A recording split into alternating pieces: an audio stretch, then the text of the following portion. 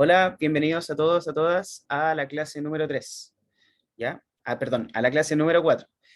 ¿Y por qué dije 3? Porque la clase pasada quedamos con contenido pendiente. Quedamos con un par de colecciones, tanto tuplas, conjuntos y diccionarios pendientes, como también quedamos con las iteraciones.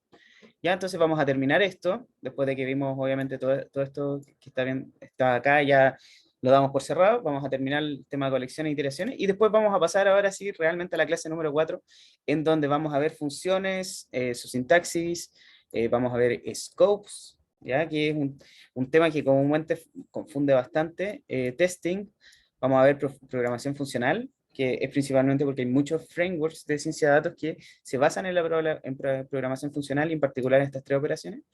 Ya, después vamos a ver referencias y mutabilidad y por último vamos a ver cómo documentar funciones, bien cortito. Ya, entonces empecemos con lo que nos estaba faltando de la clase pasada. Entonces, habíamos llegado hasta las listas, ¿cierto? Habíamos dicho que las listas, vamos a hacer un pequeñito vistazo acá. Ya, primero que nada, colecciones. Las colecciones son conjuntos de datos de cualquier tipo de dato. En particular, Python no pone nunca restricciones en ese sentido. ¿Ya? Y que la idea es que nosotros pudiéramos operar de alguna manera sobre los datos que estamos guardando dentro de esas colecciones.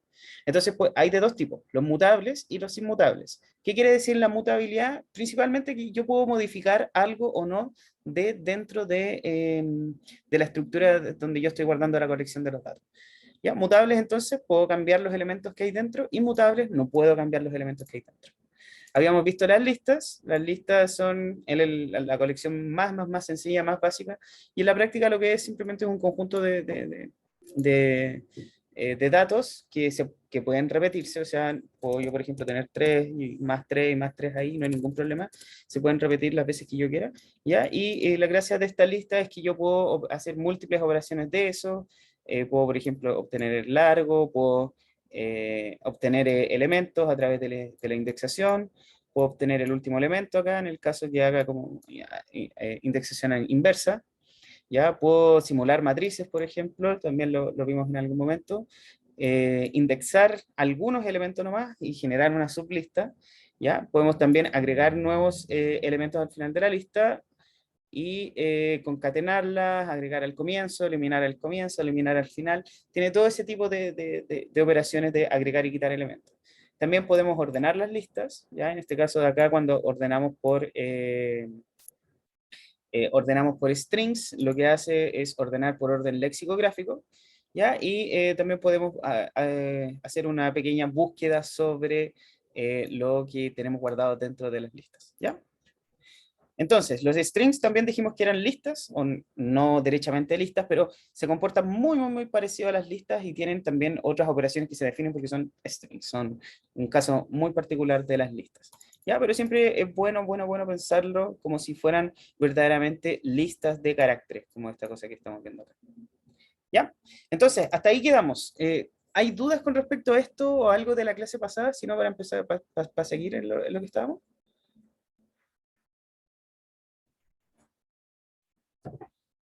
¿No? Ya, perfecto, todo bien. Entonces, vamos ahora con las tuplas. Las tuplas son otra estructura que también nos permite guardar distintos tipos de datos, pero la idea de las tuplas es que son más ligeras porque son inmutables. ¿Ya? ¿Qué quiere decir inmutables? De nuevo, que nosotros no podemos cambiar los elementos que hay dentro de la tupla. Y eso lo vamos a ver cómo lo restringe Python un poquito más adelante. ¿Ya? Son más eficientes computacionalmente porque ya sabemos de qué tamaño es la tupla, o sea, es decir, si vamos a tener una tupla de 10 elementos, ya sabemos cuáles son esos 10 elementos y no necesitamos más espacio de antemano para guardar como la otra que no sabemos verdaderamente cuál puede ser el tamaño final de esa lista. O sea, las listas verdaderamente yo puedo agregarle 10.000 elementos y después agregarle otro más y otro más y otro más y se va a seguir siempre agrandando. Eso hace que sea menos eficiente desde el punto de vista computacional. Tuplas entonces, ¿cómo las definimos? A través de este paréntesis, ya fíjense que ya no estamos usando los corchetes, sino que ahora son paréntesis, y nosotros definimos, igual que en la lista, dentro de los elementos, aquí ya tenemos 1, 2, 3. ¿Ya? Entonces, tenemos la tupla definida, lo que nos imprime es cuando la ponemos en el output del notebook, es esta que estamos viendo acá, ¿ya? Y también podemos acceder a los elementos de las tuplas a través de los mismos indexadores de las listas, muy parecido. Si queremos, por ejemplo, ir al índice 0, el elemento que está acá, vamos con de 0 y nos va a entregar este 1, que es el primer elemento que está acá. En el caso de hacer -1, de hacer indexado al revés, nos va a entregar el 3, porque es el último elemento que hay, ya, por el -1. Y también podemos sacar slice de tuplas, o sea, es decir, desde el 0 hasta el 2 sin contar el elemento número 2.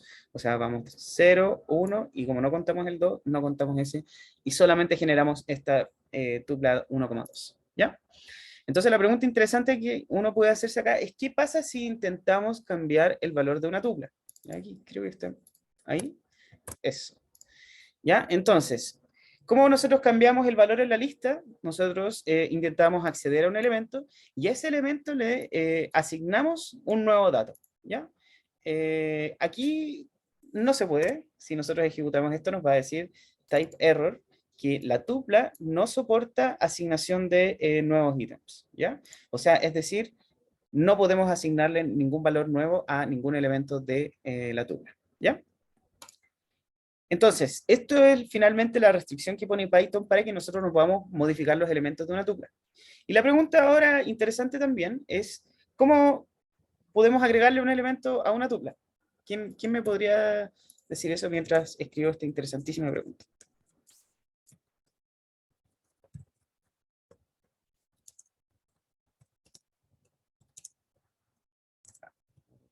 O incluso eliminar. Dejémoslo solamente en agregar. ¿Cómo podría agregar nuevos elementos a una Recorriendo la tupla y como creando una con esos elementos y agregarle el que quiero. Claro, efectivamente es eso. O sea, yo aquí tendría que tener toda la tupla. En este caso es 1, 2, 3, por ejemplo. Después vamos a ver la sintaxis, pero yo además tendría que agregar un número 4 si es que yo quisiera agregarle un nuevo elemento. ¿Ya? Entonces, esa sería la nueva tupla. Muchas gracias, Camilo. Eh, ya, y esto es algo que hay que acostumbrarse mientras, o sea, mientras estemos usando, claro, sí, los frameworks de Python para la ciencia de los datos. ¿Por qué? Porque este tipo de operaciones de toma todo y además agrégale una cosa nueva y genérame una nueva estructura con eso, es una operación muy básica que se ocupa mucho en NumPy, ¿ya? Así que hay que tener bien claro que vamos a estar bastante pegados con el tema de las estructuras inmutables, ¿ya? No se preocupen, vamos a verlo también con más detalle más adelante. Y hay una operación bien simpática que uno puede hacer, que es el unpacking, que yo puedo de alguna manera desarmar las tuplas. Yo puedo asignarlos así de esa manera. Por ejemplo, A, B, C, D, igual a un auto, un bus, un camión de bomberos y un taxi. Ya, entonces, este es el contenido de la tupla, que podrían haber sido perfectamente números 0, 1, 2, 3, 4 o 0, 1, 2, 3, ¿ya? Y entonces con esta sintaxis de acá le voy a estar asignando este auto a A, después el camión, o sea, perdón, el bus a B, el camión de bomberos a C y el otro a D. ¿Ya? Entonces vemos cómo funciona A, B, C, D. Ya, esto no es importante en este momento, sino que va a ser más importante cuando estemos viendo programación funcional, porque ahí tiene una utilidad bastante en particular que vamos a usar sobre todo cuando estemos retornando los valores de las funciones. Conjuntos. ¿Ya? Los conjuntos son otro tipo de contenedores de colecciones, es mutable, ¿ya? A diferencia del anterior, este sí puede cambiar, ¿ya? Pero la gracia es que no están ordenadas. Y como todo conjunto matemático, no hay elementos repetidos adentro. ¿Ya? Eso es bien importante porque al final lo que vamos a tener ya no va a ser una colección como las listas en donde nosotros podemos repetir las veces que nosotros quisiéramos un elemento, sino que aquí solamente vamos a contar los elementos únicos. ¿Ya? En este caso de acá, ¿cómo armamos el conjunto? Con corchetes. ¿Ya? Entonces, tenemos este corchete que es como corchete redondo. No sé si... No sé De si llave. alguien conoce la... ¿Ah? De llave. De llaves, gracias. Ya, mejor, ya, claro, efectivamente se llaman llaves. Entonces tenemos estas llaves y con estas llaves podemos definir los conjuntos que van a tener elementos únicos. ¿Ya? También más o menos lo mismo. Si nosotros, por ejemplo, queremos definir desde una lista un conjunto, lo que podemos hacer es invocar esta función set a través de una lista. Entonces, esta es la lista de elementos, y fíjense que aquí podemos repetir elementos, este con este de acá, y si nosotros ejecutamos esto y convertimos a un conjunto, fíjense que solamente va a quedar uno elemento sándwich cuando en verdad teníamos tres en la lista original. ¿Ya? Aquí hay varias operaciones de conjunto, yo creo que las vamos a saltar o podemos verlas rápidamente. ¿Ya? Tenemos dos conjuntos, el de comida rápida, aquí tenemos completo, hamburguesa, pizza, papas fritas, huevos, un sándwich. ¿Ya? Y acá tenemos comida saludable que podemos comer en el desayuno. Una manzana, un huevo, bueno, esto quizás no es tan saludable, una media luna, un pan o un sándwich. ¿Ya? Entonces, podemos empezar a hacer operaciones de conjuntos entre estas cosas y vienen predefinidas en Python, no hay que instalar ninguna librería extra. Por ejemplo, la unión es simplemente va a tomar las dos comidas, los dos tipos de comidas distintos, y los va a unir dentro de un solo conjunto. ¿Ya? Y esto es bien interesante porque comúnmente cuando uno no sabe que existe este tipo de funcionalidades, tiende a hacerlo todo con listas. Y lo peor de todo es que uno tiende a hacer operaciones súper complejas con las listas, empezar a hacer doble force entre medio y if y else en todos lados, cuando en verdad uno puede hacerlo mucho más sencillo, puede hacer simplemente una unión de conjuntos. ¿Ya? Entonces, esto es finalmente la unión de los dos conjuntos entre comida rápida y desayuno. Fíjense que está incluso algo tan dispar como en la manzana y aquí la hamburguesa. La intersección serían entonces los alimentos que existen en los dos conjuntos, que en este caso sería el huevo y el pan. Este es un sándwich, supongo que algo saludable. Ya aquí tenemos la diferencia de conjuntos. Este, por ejemplo, la diferencia entre comida rápida y desayuno serían todos los alimentos que están en comida rápida y no en desayuno. Y al revés, estos serían todos los elementos que están en desayuno y no en comida rápida. ¿Ya? Entonces, aquí calculamos punto difference, fíjense, y con eso ya podemos, con esta sintaxis podemos calcular la diferencia entre los distintos conjuntos. ¿Ya? Súper, Profe, súper, súper útil. Camilo, ¿vas a decir algo? sí. En Pregúntame. unión y intersección son solo de a dos elementos, de a dos conjuntos. Eh, Tú puedes poner O varios puede ser como, conjuntos. puedo poner ¿Sí? como desayuno, coma otro conjunto y también se va a unir. Claro, aquí podríamos poner, por ejemplo, poner, no sé, un pan. No, ya habíamos hablado de algo que se tome una sopa. ¿Ya? Entonces, fíjate que vas además a poder poner varios conjuntos al mismo tiempo y va a ser unión de todos esos. Puedes hacerlo en una sola línea.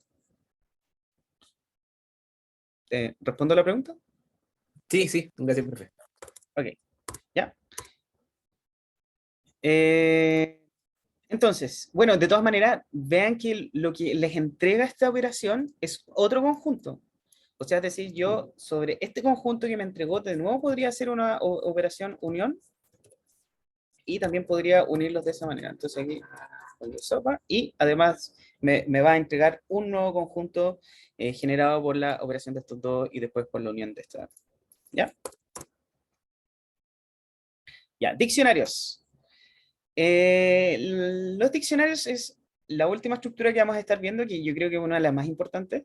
Y la gracia de este diccionario es que, imagínense un diccionario común y corriente del español, ¿ya? Entonces, ¿qué hace uno en un diccionario? Abre el diccionario y va a buscar alguna palabra, por ejemplo, sofisticado. Entonces yo voy a la S, encuentro la sofisticado y al lado de la palabra sale la definición de la palabra. ¿Qué es lo que significa sofisticado? ¿Ya?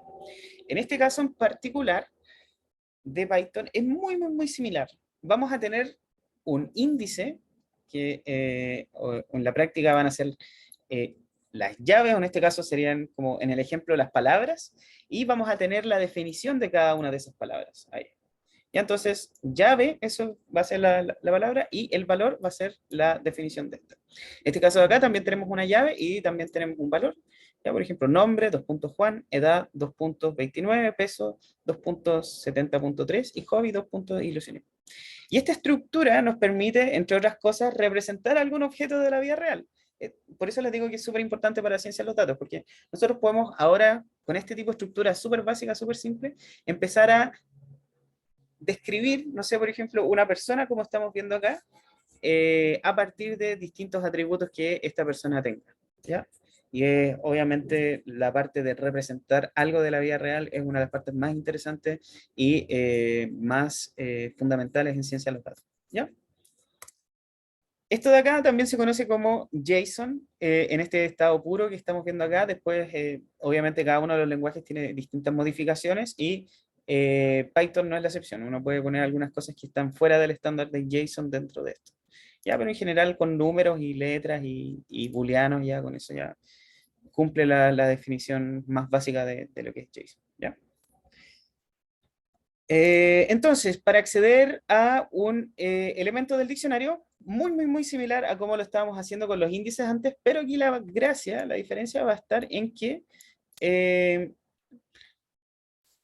vamos a cambiar el indexador de un número, que era el índice, a una llave. Y esta llave va a ser la llave que esté definida dentro del diccionario, que en este caso es nombre. Entonces, si yo ejecuto esto, voy a tener Juan.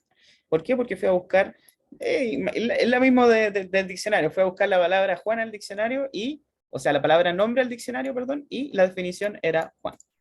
¿Ya? Entonces, ¿qué pasa si intentamos acceder a alguna llave que no existe en el diccionario? Esa es una buena pregunta. ¿Ya?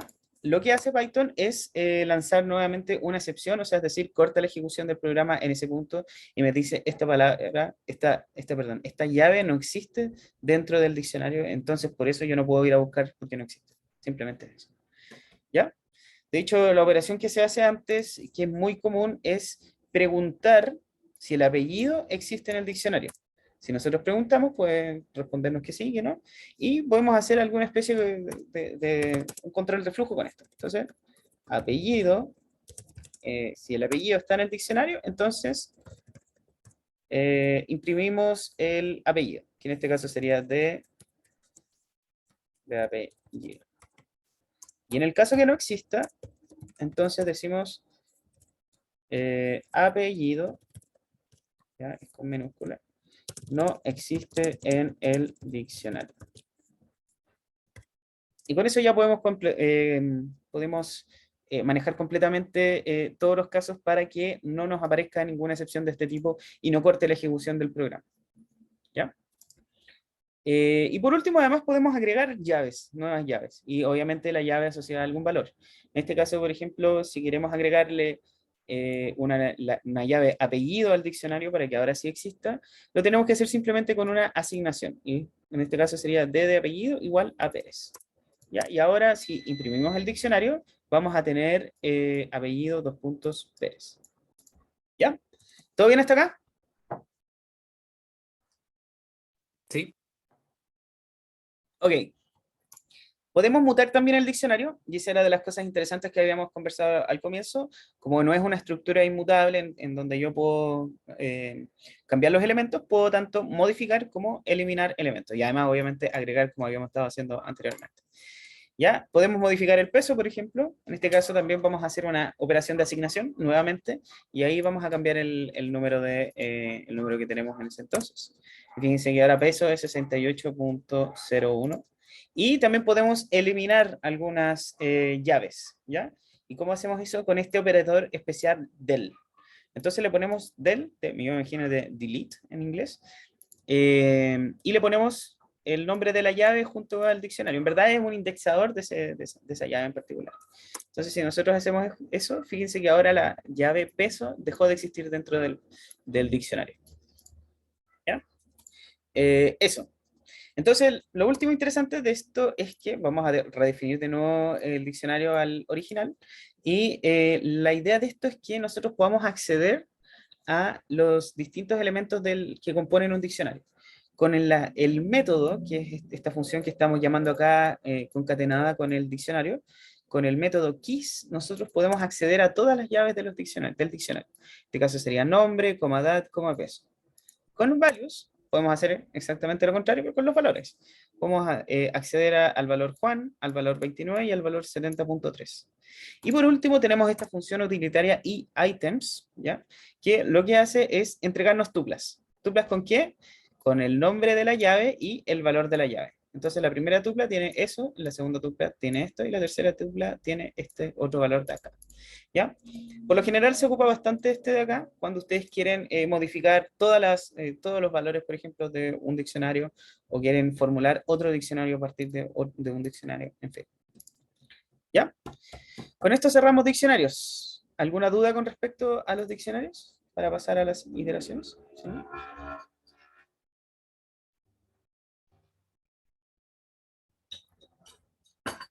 ¿No? Todo bien.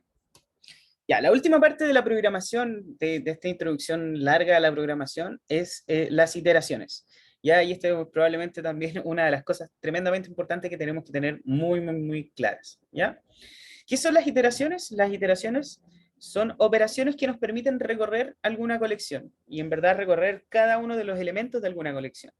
¿Ya? Si nosotros queremos calcular el promedio de los valores de muchos pesos, por ejemplo, vamos a tener que recorrer todos los pesos en algún momento para poder sumarlos y después dividirlos por la cantidad de pesos. ¿Ya?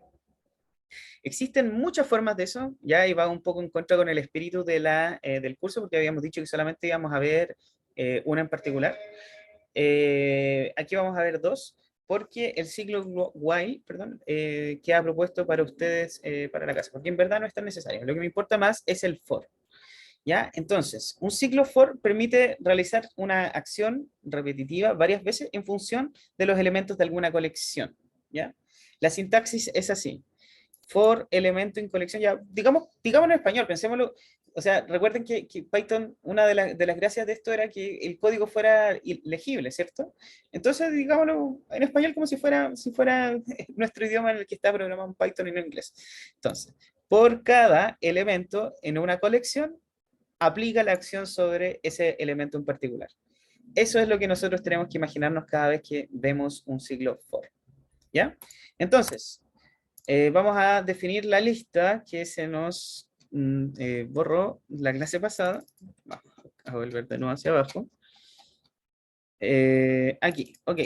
Entonces tenemos nuestra lista con frutas, ¿ya?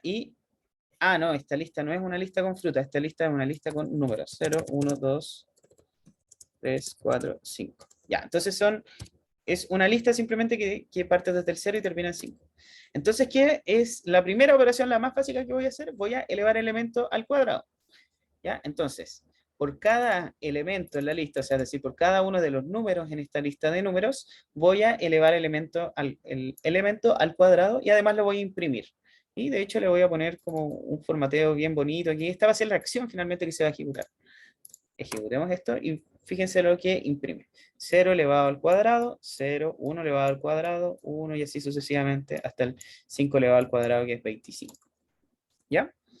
Entonces, recorrimos cada uno de los elementos de la lista y aplicamos esta operación en particular sobre cada uno de los elementos. ¿Ya? Ese es el uso más básico. Se puede usar sobre listas, sobre tuplas también. Se imaginarán que no es mucha la diferencia. De hecho, si cambiamos lista por una tupla, y podemos ejecutar exactamente el mismo código. No va a haber ninguna diferencia. ¿Ya? Ahora, obviamente, lista ya no va a ser una lista, sino que va a ser una tupla. Y con respecto a los diccionarios, también podemos hacer algo relativamente parecido. ¿Ya? Entonces, si ustedes se acuerdan de este método capitalizar, que en la práctica lo que hacía era llevar, o mejor cambiémoslo a uno más sencillo de explicar, a upper. ¿Ya? Entonces, upper llevaba todas las palabras a mayúscula. ¿Ya? Todos los caracteres de la palabra los transformaba a mayúscula. Entonces, si nosotros tenemos este diccionario de acá, de Juan, que tenía nombre, edad, peso, podemos recorrer todas sus llaves a través de esta sintaxis. Por cada una de las llaves en el diccionario, ejecuta alguna acción. En este caso, lo que vamos a hacer es obtener el valor de la llave. ¿Ya? En este caso, por ejemplo, si estamos recorriendo la primera llave, que sería nombre, vamos a obtener de nombre, de nombre, vamos a obtener el valor, que en este caso sería Juan. ¿Ya? Entonces nuestro valor va a quedar, dentro de esta variable va a quedar asignada a Juan, y lo que vamos a hacer después es imprimir. ¿Qué vamos a imprimir? El valor de la llave en mayúscula, y pongamos también, no, el valor no, dejémoslo tal cual. ¿Ya? Entonces vamos a ejecutar. Y fíjense que de esta forma relativamente sencilla, pudimos, a través de la iteración, recorrer todas las llaves de nuestro diccionario y aplicar una operación sobre esto. ¿Ya? ¿Dudas hasta acá con las iteraciones? Yo creo que esto no es mucha novedad para ustedes tampoco. Hay muchos que ya deben saber hacer esto, ¿ya? Así que no se impacienten tampoco. Ya, ninguna duda entonces, ¿cierto? Todo bien por acá. Ok. Ya, tenemos también otras cosas como la iteración sobre ítems del diccionario, que en este caso de acá vamos a... ¿Se acuerdan que podíamos nosotros descomponer, por ejemplo, una tupla que era como llave, valor? La podíamos descomponer así en esta operación, llave, valor. Es exactamente lo mismo que nosotros estamos haciendo cuando estamos recorriendo con items. ¿Ya? ¿Qué nos pasaba items? Nos pasaba una lista de tuplas con la llave y con el valor como tal del elemento. Entonces, en la práctica, lo que nosotros estaríamos haciendo aquí, cada vez que nosotros vamos recorriendo uno de estos elementos, sería descomponer esta tupla en llave y valor al mismo tiempo.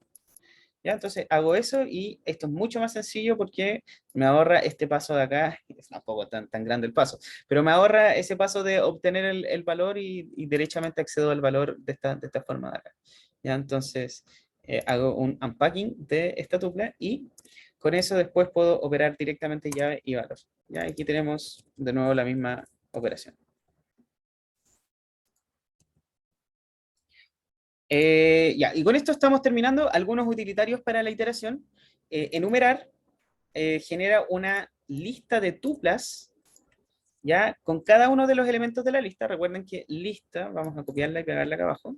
Recuerden que lo que tenía lista era eso. Entonces, enumerar de lista genera, bueno, un generador que lo vamos a ver más adelante, pero en la práctica lo que genera es esto. Genera el índice del elemento, en este caso es el elemento 0, que contiene 0.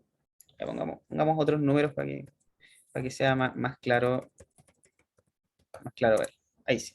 Y entonces, ¿qué es lo que me dice enumerar? Enumerar me transforma esta lista a una lista de tuplas en donde en la primera posición tengo el elemento del índice, el índice donde se encuentra ese elemento, ¿ya? Y en la segunda posición tengo el elemento como tal. Y de nuevo aquí estamos usando este operador unpacking y lo que estamos haciendo es asignar directamente, por ejemplo, eso es igual a esto para el primer caso de la iteración. Entonces tengo aquí, fíjense que índice se hizo un unpacking con el índice verdaderamente y el elemento con el respectivo elemento. ¿Ya? Entonces enumeramos y lo que hacemos después es simplemente ejecutar esta operación que imprime. Que imprimió el índice asociado a cada uno de los elementos, solamente con enumerar. Y esto tiene bastante utilidades porque a veces nosotros queremos hacer, no sé, una operación distinta cada cierta cantidad de elementos. Por ejemplo, cada 3 elementos nosotros queremos imprimir algo en específico. Y entonces, hagamos ese tipo de operaciones. Entonces, ¿cómo hacemos eso? Comúnmente se hace con el módulo. Si el módulo es 0, o sea, es decir, si yo encuentro un número que su resto sea 0, significa que es múltiplo de 3. En ese caso yo voy a estar recorriendo 3 elementos hasta llegar a ese. ¿Ya? Entonces aquí encontré un múltiplo de 3. ¿Ya? Esta es una operación bastante común en computación. Entonces, y ahí entonces estamos mezclando prácticamente todas las cosas. ¿Ya? Entonces primero vamos por el 0, encontré un múltiplo de 3 que en este caso era ya, aquí no es un múltiplo de 3 como tal, sino que un índice que es múltiplo de 3. Ahí está. Y aquí entonces en este caso es el índice. ¿Ya? Aquí encontré uno, aquí encontré otro, y después encontré otro más abajo. ¿Ya? Range, ¿qué es lo que genera? Genera más o menos una lista con índices, estamos hablando de que parte desde este número, termina en este otro, y además uno le puede pedir que salte una cierta cantidad de números en particular. En este caso, por ejemplo, range de 0 a 10 con un salto de 3 genera 4 números que van saltando de 3 en 3, 0, 3, 6, 9. ¿Ya? Incluso esta misma operación nos podría haber servido, ¿cierto?, para acá. La única diferencia es que aquí tendríamos que haber ido a buscar el elemento en particular que se encontraba en el índice que yo estoy generando acá, que en este caso también es múltiplo de 3. ¿ya? Y zip permite iterar entre dos o más secuencias al mismo tiempo, ¿ya? O sea, es decir, aquí, por ejemplo, tengo preguntas, aquí tengo respuestas, y si yo hago zip de preguntas y respuestas, vamos a ponerlo en una celda aparte para que se vea más claro.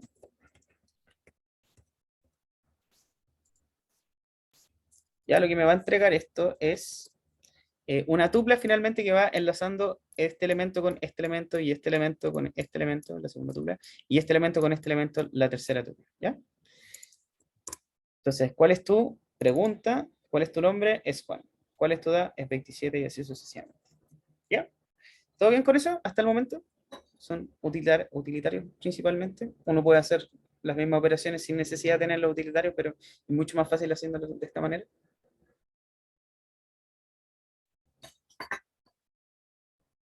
¿No?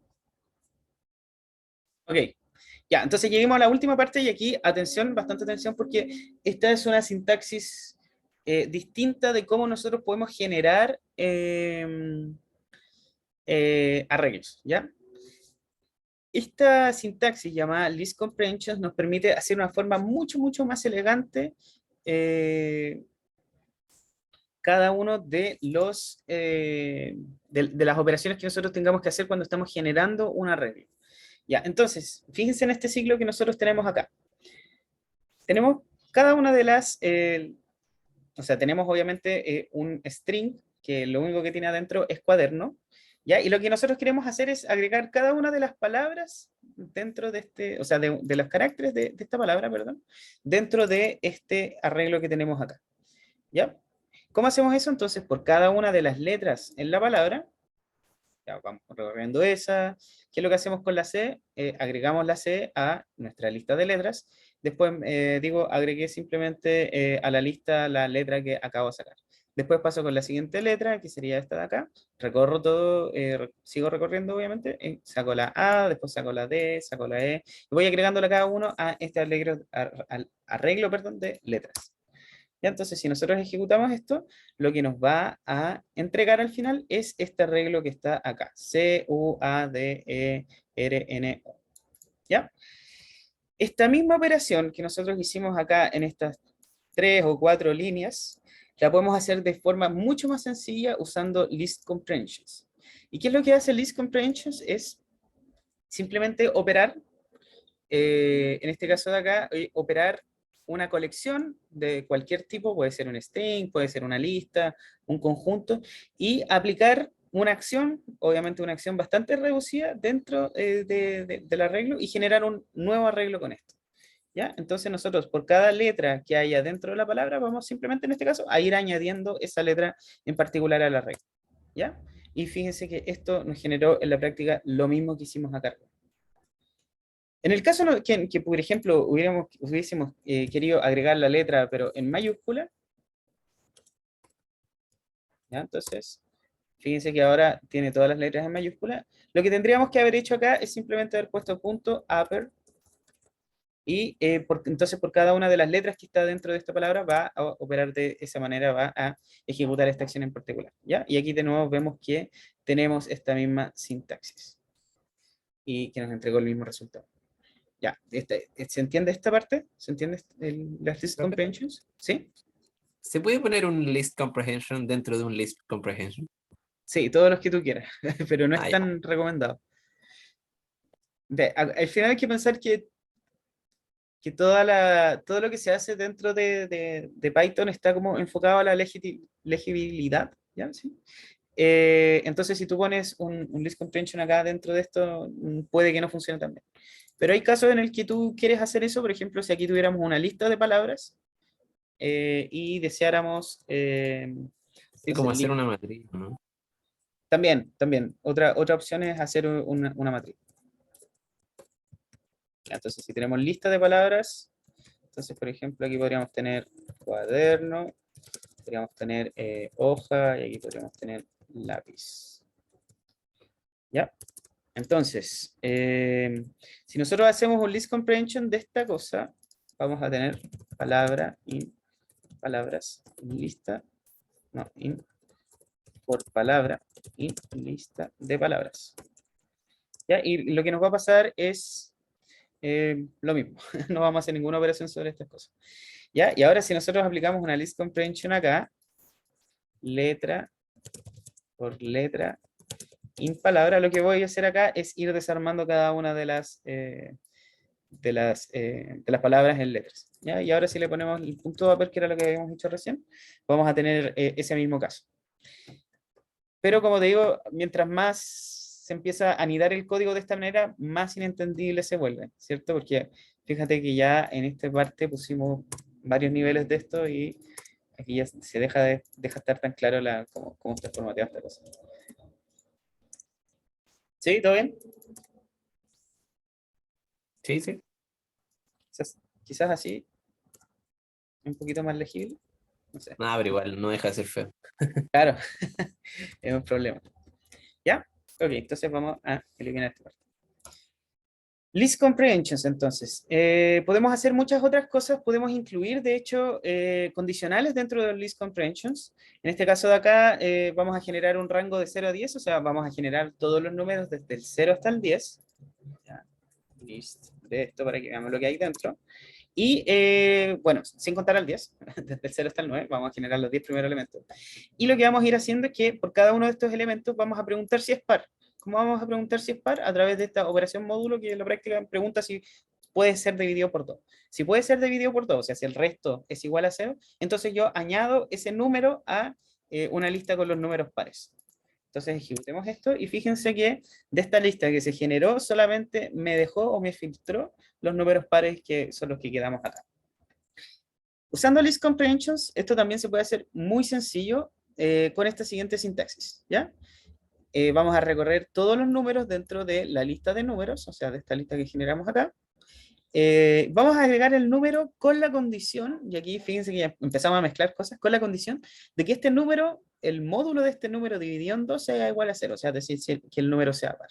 Entonces preguntamos, si el número es par, agrégalo a la lista que yo estoy generando. Caso contrario, si el número es impar, entonces no lo agregues y simplemente lo ignoras y pasas a la siguiente iteración. ¿Ya? Y aquí si ejecutamos esto, tenemos de nuevo este for que tenemos acá de 4 líneas, lo tenemos reducido solamente en 1 y yo encuentro que en una sintaxis bastante clara. Y si nosotros quisiéramos ahora agregar todos los elementos, lo que hacemos es mover este if a un if que se expresa acá, que en otros lenguajes se llama operador ternario, pero aquí no sé muy bien cuál es el nombre de este tipo de if. Pero en la práctica aquí vamos a estar generando, por todos los elementos, vamos a estar generando una etiqueta que dice si el elemento que estamos viendo es par o si el elemento que estamos viendo es impar. ¿Y cómo? Entonces decimos, entrégame par si es que el número, el módulo del número dividido en 2 es igual a 0. ¿Ya? Y en el caso contrario, que sería este de acá, entrégame un impar. ¿Ya? Aquí no se puede poner el if, es solamente if else. Esta notación solamente aguanta esa particularidad. ¿Ya? Así que, ¿se entiende esta parte? ¿Hasta el momento?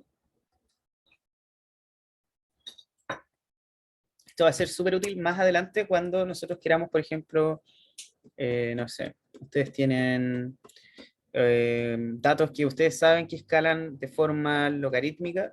Entonces, ustedes quieren aplicar una transformación logarítmica sobre los datos. Entonces, ¿qué es lo que tendrían que hacer? Es el dato por cada uno de los datos en el arreglo de los datos o en la lista de datos. ¿Ya? Súper sencillo la transformación y queda muy, muy, muy simple, muy fácil de leer. Ya, pregunta, ¿se puede crear usando esta notación conjuntos y diccionarios? Y la respuesta es que sí. Vamos de hecho a tomar este elemento de acá y vamos a cambiar la sintaxis y vamos a poner los corchetes. ¿Ya? Entonces, ¿qué vamos a poner acá? Vamos a cambiar un poquito adentro. Este va a ser el valor de la llave. Entonces, ¿cuál sería la llave en este caso? Sería número. Número, dos puntos, indicar si este es par o impar. Si nosotros ejecutamos esto, ahora vamos a generar un lindo diccionario en donde también tenemos, por cada una de las llaves, tenemos si es par o es impar. Que en este caso las llaves son los números generados en este rango de acá. ¿Se puede hacer con tuplas? También se puede hacer con tuplas, no hay ninguna diferencia. De hecho, es como esto mismo, pero con corchetes real. O sea, digo, paréntesis. ¿Ya? Hasta aquí llegamos con esta clase, que como nuevamente se alargó bastante, pero me quedo más tranquilo que van por lo menos sabiendo lo básico de las estructuras básicas en Python. ¿Ya? ¿Alguna pregunta con esto?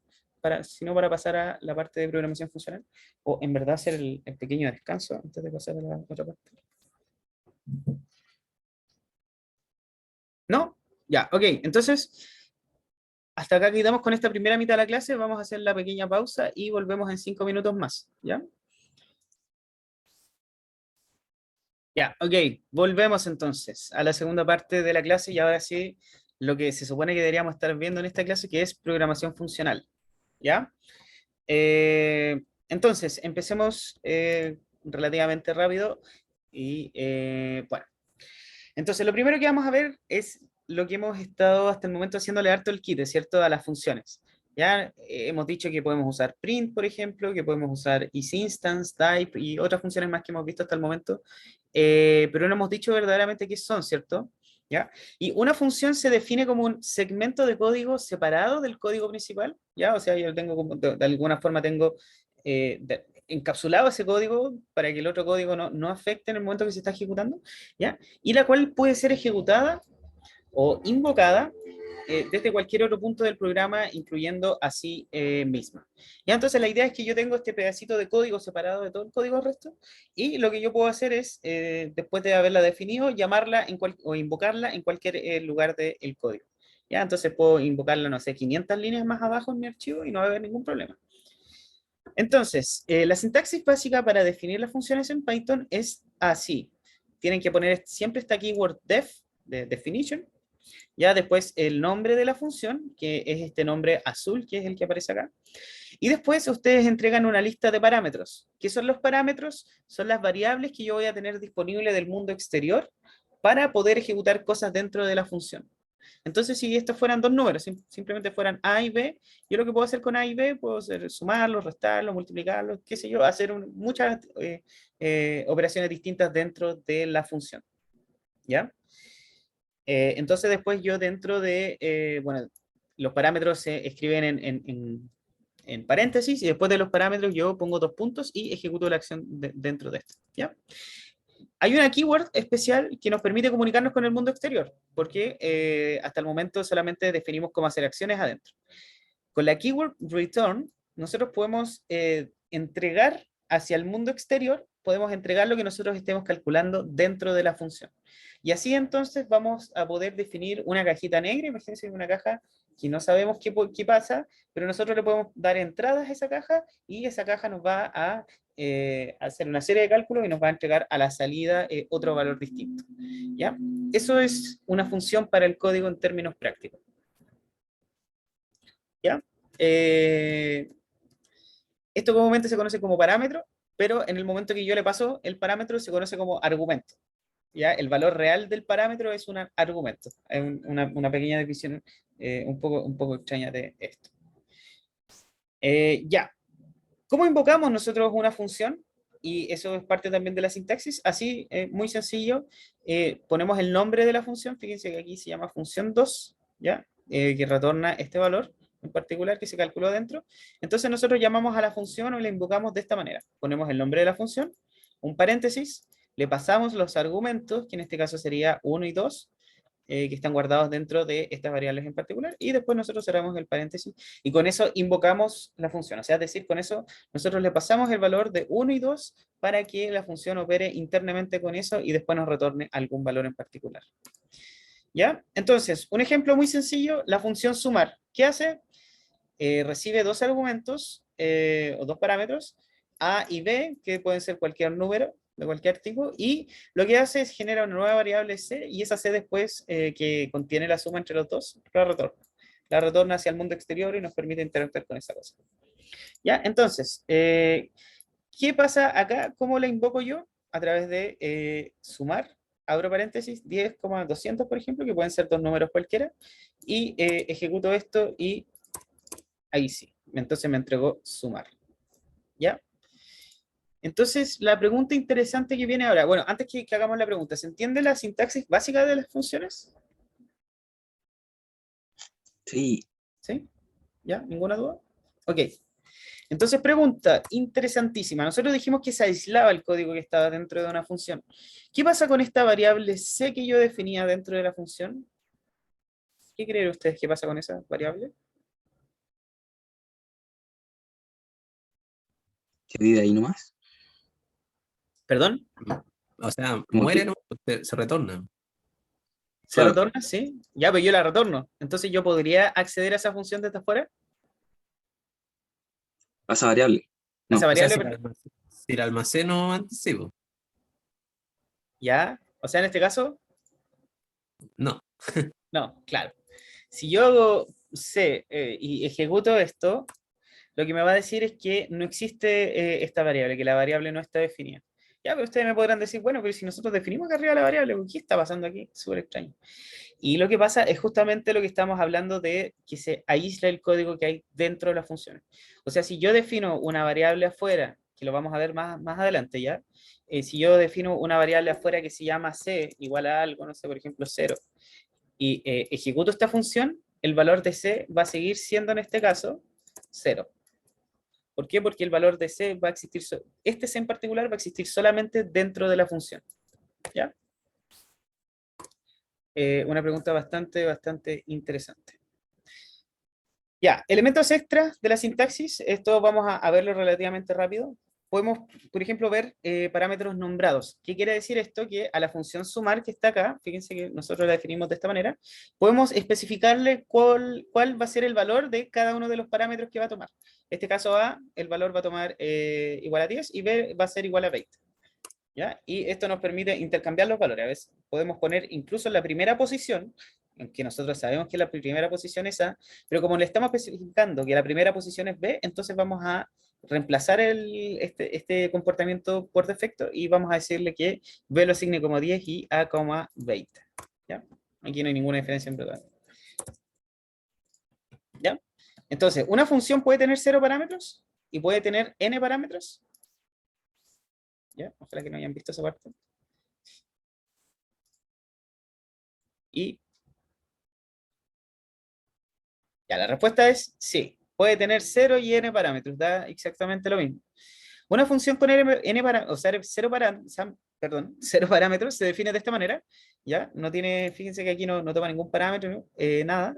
Y en la práctica, esta función debería ser más o menos la misma cosa siempre, ¿ya? O sea, si quiero imprimir, por ejemplo, la hora, que no es un parámetro como tal, y yo la puedo obtener desde otros lados, ya, perfecto, entonces imprímeme siempre la hora. ¿Ya? Si ejecutamos esto, fíjense que lo que hace es simplemente imprimir hola.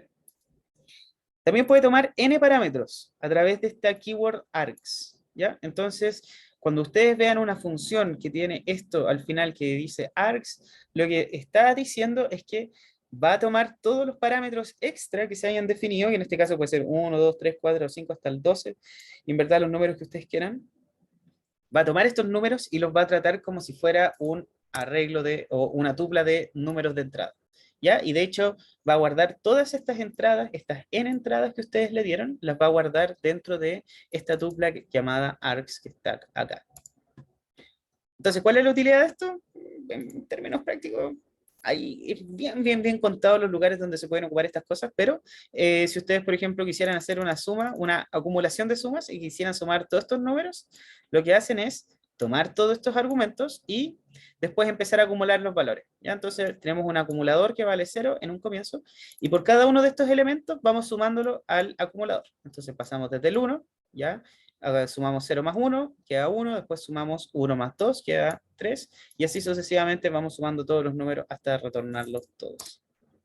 Ahora, lo que yo recomiendo aquí es que no hagan esto, sino que hagan suma bien bajo n y que tomen una lista, nada más, en vez de eso. Entonces, y aquí en la práctica es el mismo código, pero la diferencia es que cuando ustedes pasan una lista, están esperando, o cuando ustedes dicen que quieren una lista de entrada, están esperando que les llegue una lista.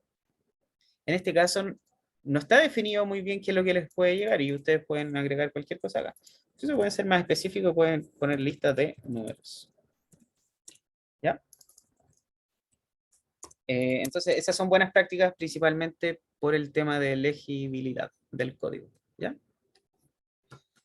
Pueden poner también n parámetros nombrados, ¿ya? Y esto yo me imagino que los que han programado en Python en algún momento han visto este KW-args, que yo cuando lo veía yo me espantaba, pero en la práctica no es tan complicado. En verdad lo que hace es que nosotros podemos pasar n parámetros nombrados, como dice aquí. Es lo mismo que pasamos anteriormente. Aquí pasamos n parámetros, pero ninguno de estos tenía nombre. Y si ustedes se acuerdan acá, nosotros podíamos ponerle nombre a los parámetros. Podíamos decir que A valía 10, que B valía 20 y así sucesivamente. En este caso de acá podemos pasar n parámetros que no los conocemos de antemano, pero que podemos dos maneras especificar. ¿Y cómo lo hacemos? A través de diccionarios.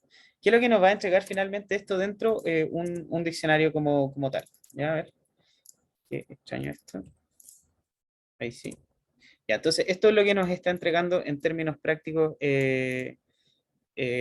la función. Un arreglo de, o sea, un diccionario con el nombre del parámetro y después el valor de ese parámetro. ¿Ya? Por último, no, en verdad son dos cosas más antes que terminemos de ver la sintaxis de funciones. ¿Vamos bien hasta acá? ¿Dudas? ¿No? Ya, perfecto. En esta parte de acá tenemos valores por defecto.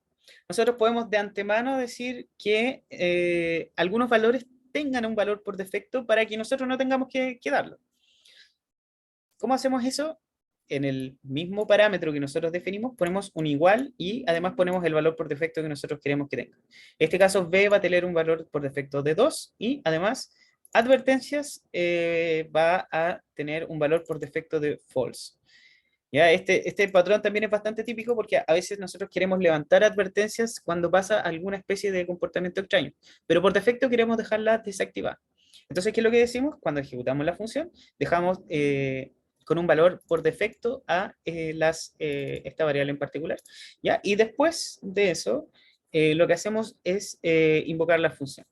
En este caso de acá, como la advertencia está desactivada por defecto y b vale 2, lo que vamos a hacer finalmente cuando invoquemos sumar 2 es sumar 10 más 2, que es el valor por defecto.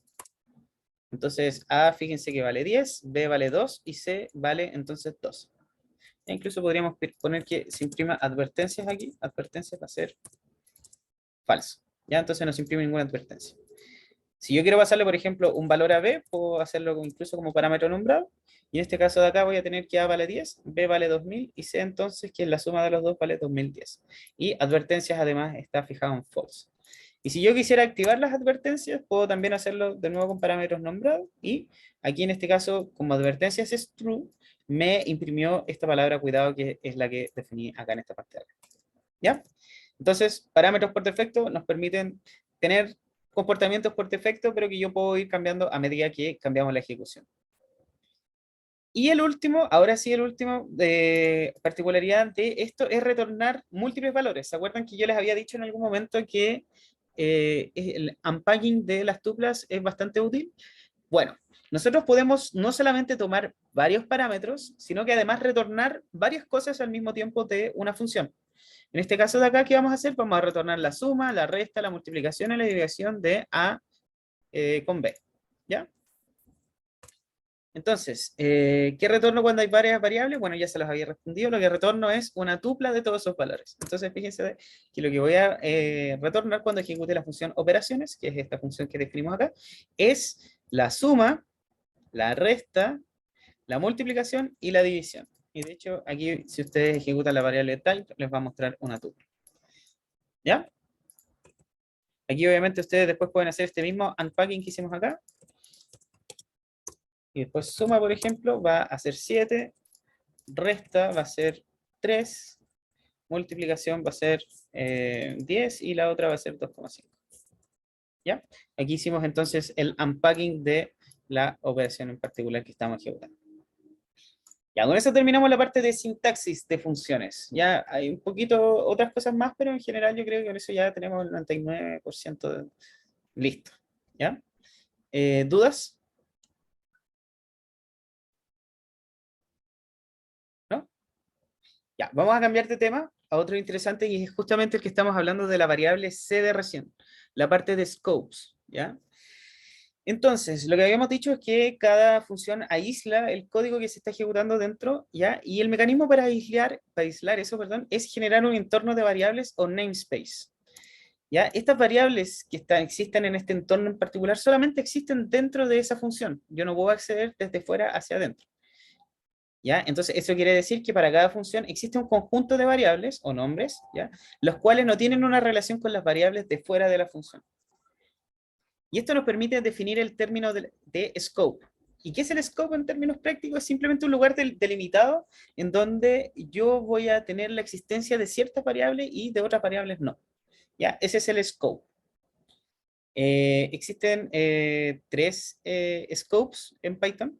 El scope global, que son las variables que existen en todos lados. Por ejemplo, en este caso de acá, si yo defino a igual 1, esa variable va a existir tanto fuera de la función como también dentro de la misma función. Solamente que aquí obviamente se va a reemplazar por el valor que entregue como argumento. Después está el scope de las variables locales. En este caso son las variables que existen solamente, por ejemplo, dentro de una función en particular. Y por último están las built-in, que son muy parecidas a las globales, que son variables predefinidas de Python, por ejemplo, la función print. ¿Ya? La función print existe nomás, ¿cierto? O sea, nosotros no la tomamos de ninguna parte, ni nada por el estilo. Nosotros podemos poner print acá de forma global, podemos poner aquí print, un print local, y aún así no vamos a necesitar referenciarla desde ningún lado. ¿Ya?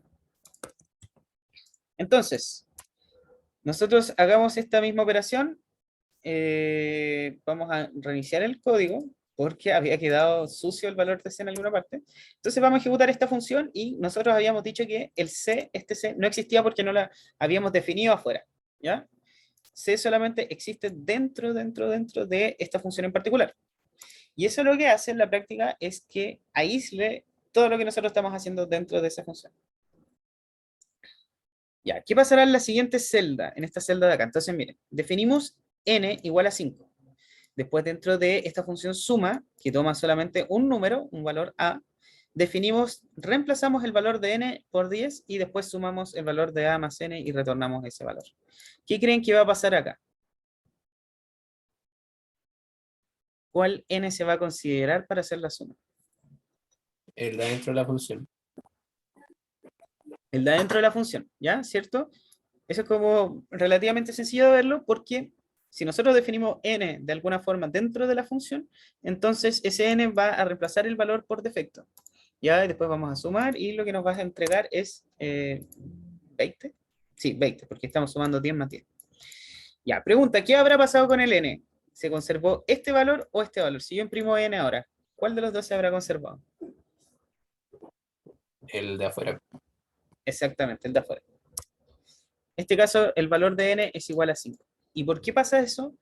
Justamente por lo mismo que estamos hablando. El código que está acá aísla todo lo que está dentro de esto, del scope local de esta función, con respecto a lo que está fuera de ese scope. ¿Ya? Pueden ustedes ver lo que hay dentro de alguna función con la función locals. ¿Ya? Entonces vamos a hacer lo mismo, pero ahora vamos a imprimir eso. ¿Ya? Y locals les entrega todas las variables que están definidas dentro de un scope como un diccionario. En este caso el diccionario nos dice que A es igual a 10, que n es igual a 10 también, o sea, este n que definimos acá, y el a que nosotros le estamos pasando como argumento, y además el c es igual a 20, que es el que nosotros acabamos de calcular. Ya, como ejercicio, a mí no me gusta mucho esto porque rompe un poquito la idea general de cómo se programa, pero ustedes pueden dentro de una función, a través de la keyword global, modificar variables fuera de la función. En este caso yo podría decir que modifique el valor global de esta variable n y la deje asignada como 10 dentro de la misma función.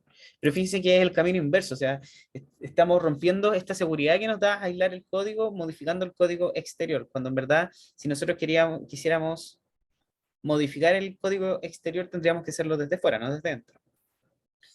Esto se hace con Global y ustedes pueden hacer múltiples funcionalidades muy peligrosas con esta keyword, ¿ya? Entonces queda propuesta para que ustedes la vean porque no me parece tan buena idea ver esa cosa, ¿ya?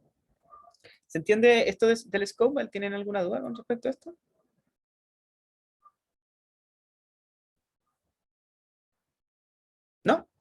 Perfecto. Pasamos entonces a la tercera parte. La tercera parte es de test unitarios. Ya, esto es bien extraño porque es una cosa como muy relacionada ya más al tema de ingeniería software, pero siempre es bueno tenerlo en cuenta también. ¿Ya? Y por experiencia particular es muy, muy, muy, muy, muy bueno saberlo. Entonces, ¿qué vamos a decir del unit testing? El unit testing o el testeo unitario lo que nos permite es comprobar si un cierto segmento de código funciona correctamente. ¿Ya? Entonces, ¿qué es lo que hago yo?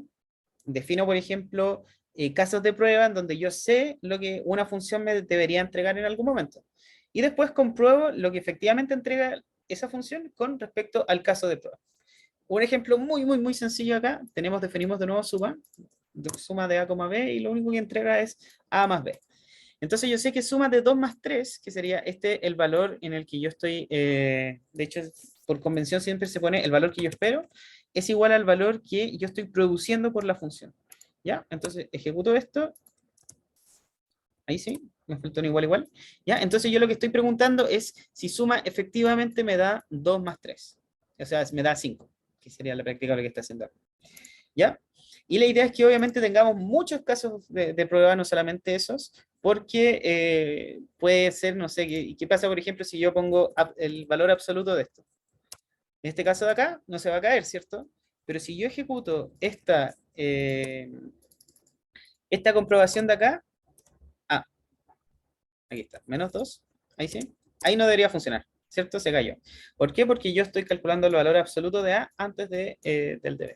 Entonces, esto me permite chequear que efectivamente esté funcionando bien la función, porque estoy dándole casos de prueba antes. ¿Ya, Sebastián? ¿Tú tienes una pregunta?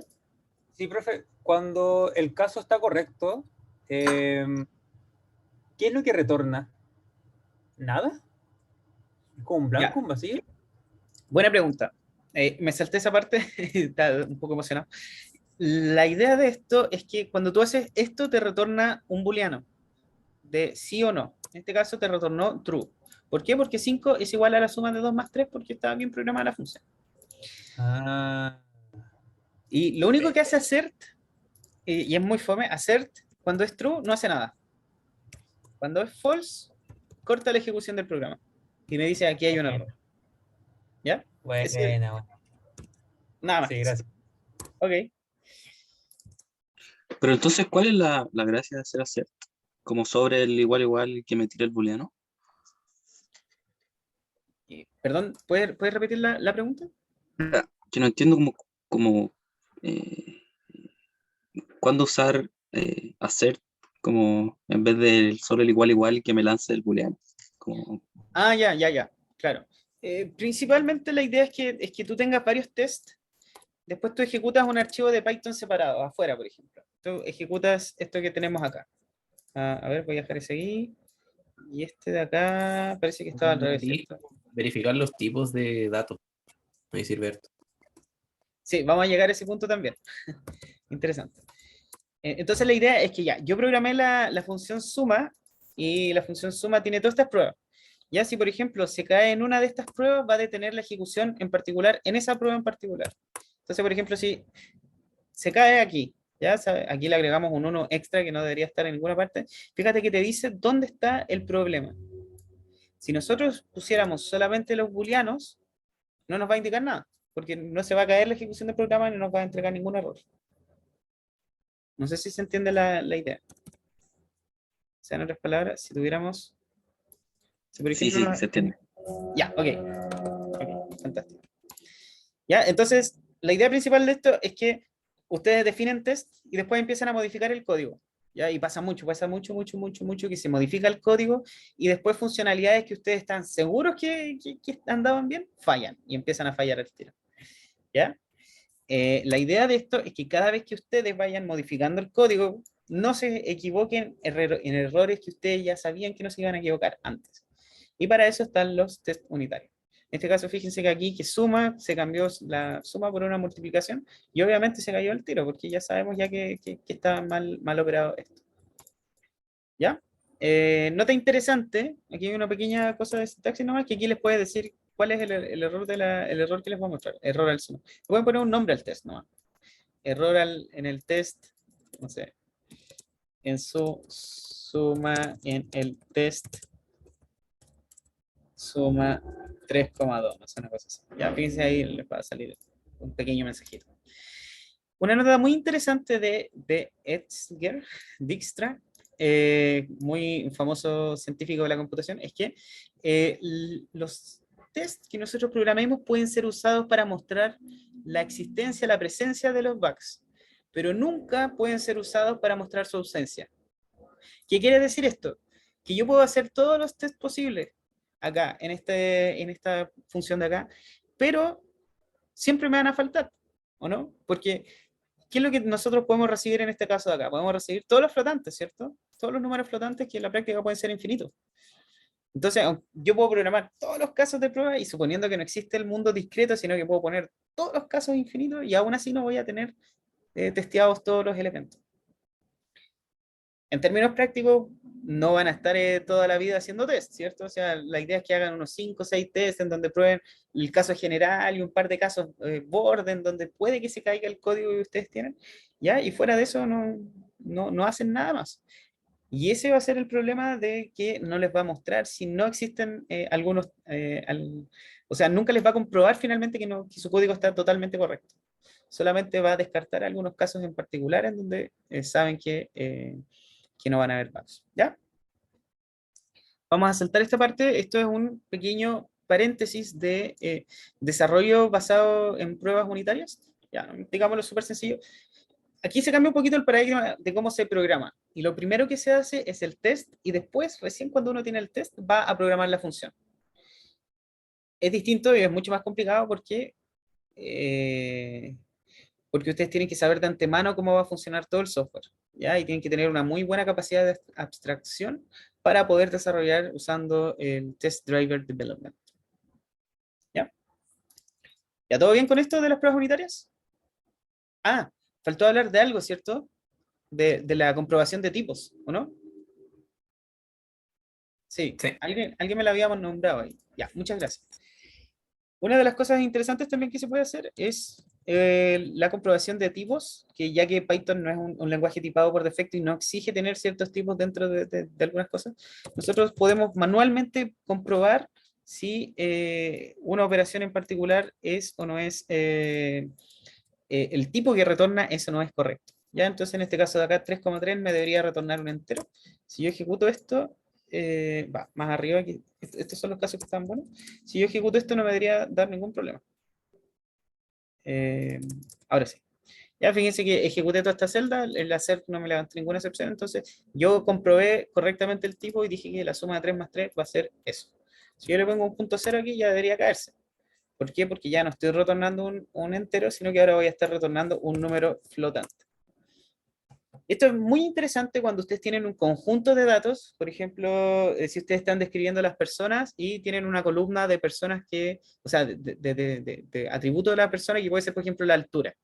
Entonces, ¿qué quieren comprobar ustedes, además de eso? Quieren comprobar, y en estos mismos tests, así como esto mismo, ya van a querer comprobar que todos los elementos de esa columna sean flotantes, o sea, están esperando que ustedes estén en un rango de 0 a algo, ¿ya? Van a estar también comprobando eso mismo, que por ejemplo todos los valores sean mayor o igual a 0 y que sean menor o iguales a 3. Claro, si están en metros, a 3 metros, supongo. Van a querer comprobar que sean todos mayores que 0 y así sucesivamente le van a ir poniendo otras pruebas. Incluso hay herramientas para ponerle pruebas estadísticas, como que quizá, no sé, que cumpla cierta distribución normal algún tipo de dato, ¿ya? Entonces, esa es la idea de este testing. ¿Ya? ¿Se hace testing con datos? También. ¿Ya? Ahí el foco no es tanto comprobar la funcionalidad del código, sino que comprobar la funcionalidad de los datos. Ya, vamos a la parte de programación funcional y yo creo que vamos a llegar con esto hoy día porque ya nos quedan 10 minutitos de clases. Un poquito más, un poquito menos, a ver. Sí, más o menos 10 minutos. Entonces, ¿todo bien con la prueba unitaria antes de pasar a la siguiente sección?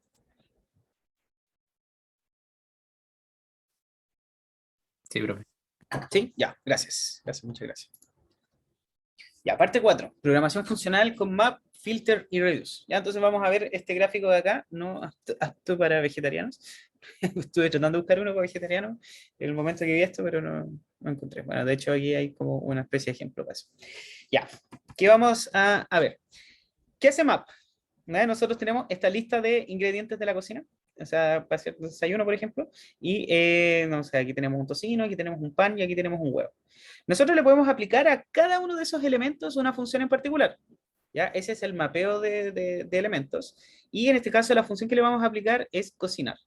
¿Ya? Entonces, ¿qué vamos a hacer? Vamos a cocinar este jamón, este tocino, qué sé yo, y va a quedar un tocino cocinado. Vamos a cocinar el pan, ya fíjense que vamos a aplicar elemento a elemento cada una de estas funciones, y vamos entonces a tener un pan tostado. Y aquí lo mismo, vamos a tener un huevo frito. ¿Ya? Fíjense que, ¿qué es lo que estamos haciendo internamente? Estamos iterando sobre cada uno de los elementos de esta colección. Y estamos obviamente también ejecutando una acción sobre todos esos elementos. Pero la sintaxis es mucho, mucho más sencilla y es mucho más intuitivo de forma funcional. O sea, es decir, en vez de estar recorriendo todos los elementos, yo solamente le digo que a una colección en particular le apliques una función a todos esos elementos. ¿Ya? Ese es un map. Y esto es una de las bases de la programación funcional, junto con otras cosas como por ejemplo la inmutabilidad. El siguiente caso, filter, lo que va a hacer es aplicar una función también, pero esta función va a retornar un booleano. Entonces, ¿qué va a hacer? Va a aplicar esa función sobre cada uno de los elementos y me va a conservar solamente los elementos que den true a la pregunta que yo le estoy haciendo. En este caso de acá, si es vegetariano, voy a preguntarle aquí, ¿es vegetariano esto? No, entonces no retorno nada. De nuevo, voy a preguntarle al pan, ¿es vegetariano? Sí, ya, perfecto. Entonces pasa esta parte acá. ¿Y el huevo es vegetariano? Sí, perfecto, entonces también pasa. ¿Ya? Eso es lo que hace filter. Simplemente uno le aplica una pregunta a cada uno de los elementos de la función, de la colección, perdón, y nos retorna una colección nueva con los elementos filtrados, con los elementos conservados, en verdad. Y el último es reduce, ¿ya? Que lo que hace aquí es, en este caso, aplicar una función en donde reduce todos los elementos de la colección a un elemento en particular. Por eso se llama reducir. En este caso, no es tan claro que cocinar haga eso, pero aquí podría ser armar sándwiches, una cosa así. ¿Ya? Y en ese caso, lo que hace simplemente es juntar los elementos. ¿Ya? Ahora, hay un framework muy famoso en general, más de gestión de datos, en el curso de procesamiento masivo de datos se ve bastante, que es el MapReduce. El MapReduce es un framework para manejar archivos muy grandes en donde tratan de descomponer las operaciones que uno puede hacer para sacar, por ejemplo, estadística. No sé si ustedes quieren calcular un promedio de, no sé, de los datos del observatorio ALMA y están distribuidos en 15 computadores. Lo que ustedes pueden hacer, por ejemplo, es ejecutar este framework que tenemos acá, esta forma de trabajo de forma secuencial para poder calcular el promedio. Entonces, ¿qué van a hacer al comienzo? En cada uno de los computadores distintos que ustedes tienen van a ejecutar la función map, que en este caso puede hacer, no sé, ¿qué le podemos hacer a cada uno de los elementos? Vamos a transformarlo todos a números flotantes, ¿ya? Si por algún motivo hay un número entero, vamos a transformar a flotante. O los vamos a redondear, ya, redondeemos a cuánto, no sé, a las 10 milésimas. Entonces, a cada uno de los elementos que queremos calcular en promedio, los vamos a redondear a la milésima sobre cada uno de los computadores que están distribuidos. Después vamos a filtrar, no sé, por ejemplo, ya quieren filtrar las cosas que estén a 100 años luz nomás cerca de nosotros. Ya, perfecto. Entonces aplicamos esta función de filtro a cada uno de los elementos que habíamos dicho que nosotros íbamos a promediar. Filtramos, generamos una nueva colección en cada uno de los computadores de forma distribuida. Y después viene la etapa de reducir, en donde nosotros tomamos toda esta información de los computadores y la compactamos solamente en el promedio que nosotros estábamos tratando de hacer. Y todo eso de forma distribuida. ¿Ya? Este framework es basado en cómo Google maneja los datos que tiene guardados dentro de su sistema de archivos. ¿Ya? Eso, entonces, ¿preguntas con esto? ¿Con los conceptos básicos de esto?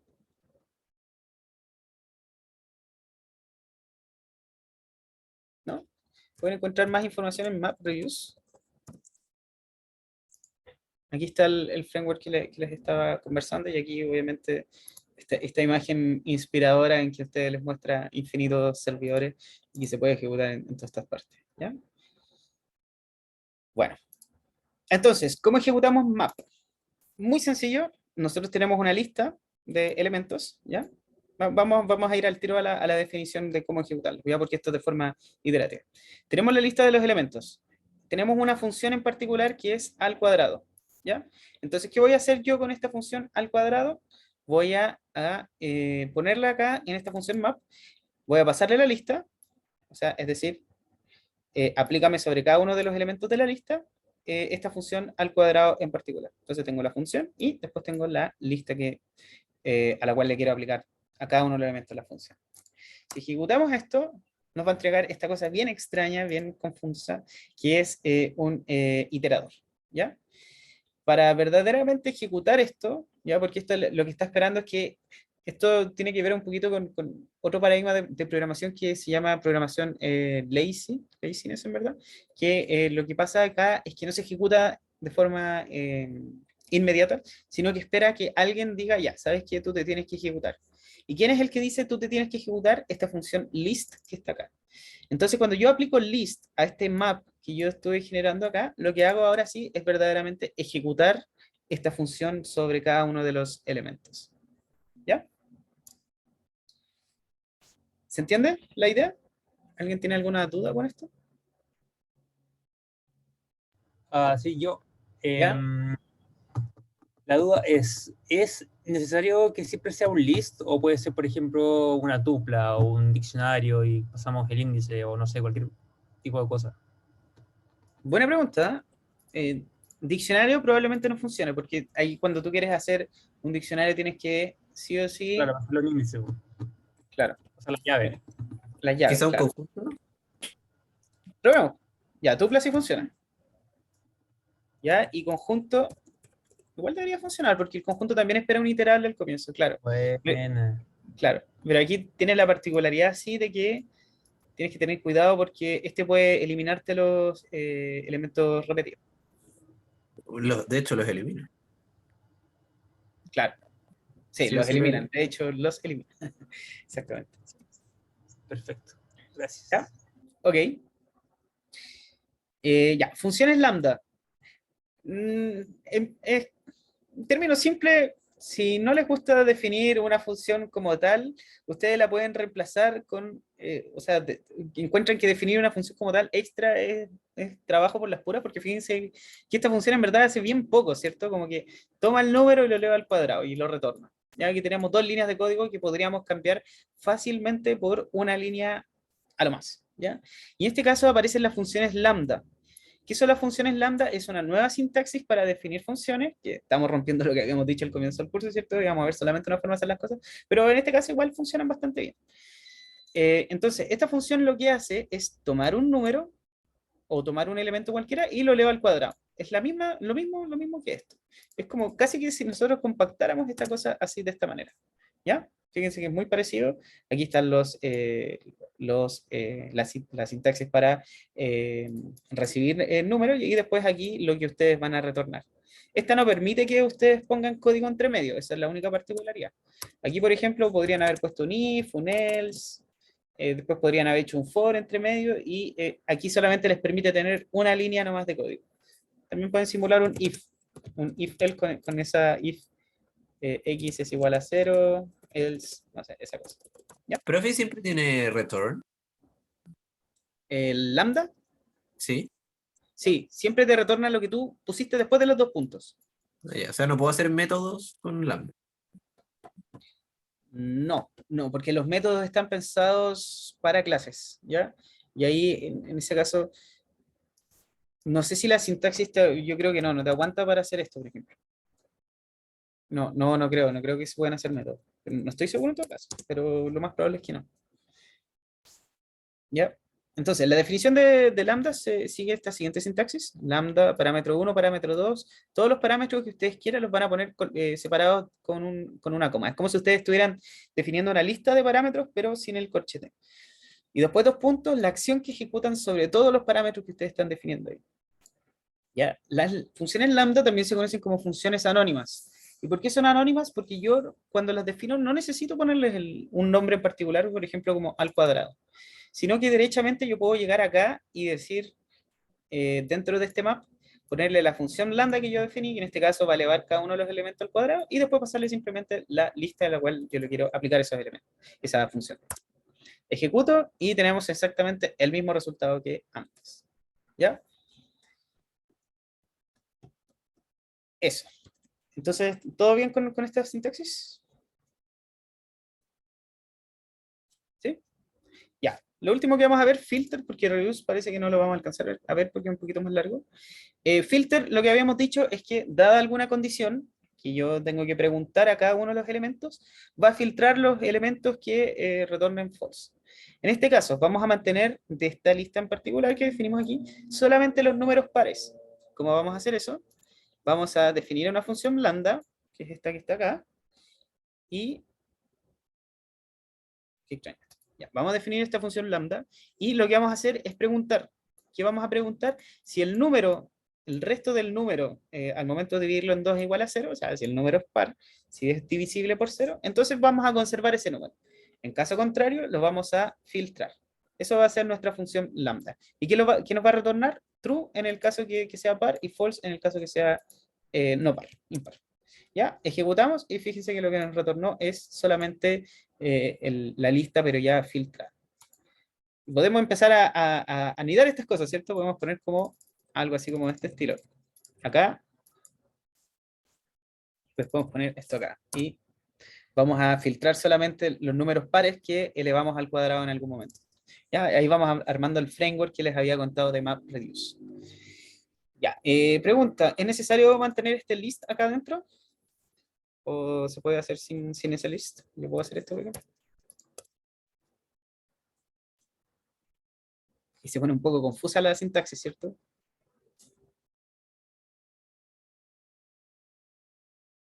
¿Sí? Bueno, la respuesta es que sí. Solamente necesito un list, porque este list es el verdaderamente que va a mandar, va a llamar a que se ejecute la operación. En este caso, este list va a llamar a que se ejecute el filter, ¿ya? Eso no lo dije en su momento, pero filter también genera un iterable. ¿Ya? Fíjense que el filter está acá. Genera un iterable. Entonces, cuando yo ejecute list, va a llamar a que se ejecute este. Pero este va a llamar, o sea, va a tratar de ir a buscar la lista que se supone que debería estar ya, ¿cierto? Que debería haberle pasado yo en el segundo argumento. El problema es que este de acá va a ser un iterable, ¿ya? Porque nadie lo va a ver llamado en el momento para que se ejecute. Entonces el filter, como ya alguien le está chicoteando los caracoles para decirle, ya, pásame algo. Entonces, ¿qué es lo que va a hacer? Va a ir al map y va a decir, ya, ejecútate, transfórmate en lista, y después yo filtro los elementos y los retorno acá afuera. ¿Ya? Y con eso también funciona. Ya, entonces llegamos hasta acá.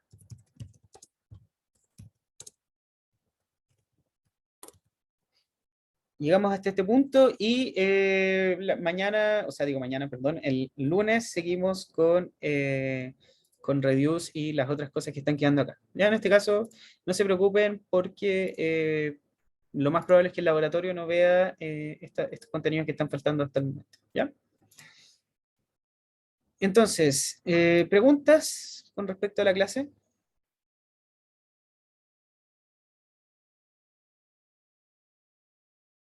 ¿No? No, profe, estuvo claro. Ya, ok. Ya, nos estamos viendo entonces este viernes, acuérdense del laboratorio opcional, y el próximo lunes seguimos con esto y después vamos a empezar a ver programación orientada a objetos. ¿Ya? Así que eso, los que no nos vemos, buen fin de. Chao, gracias. Chao. Ya, profe, muchas gracias.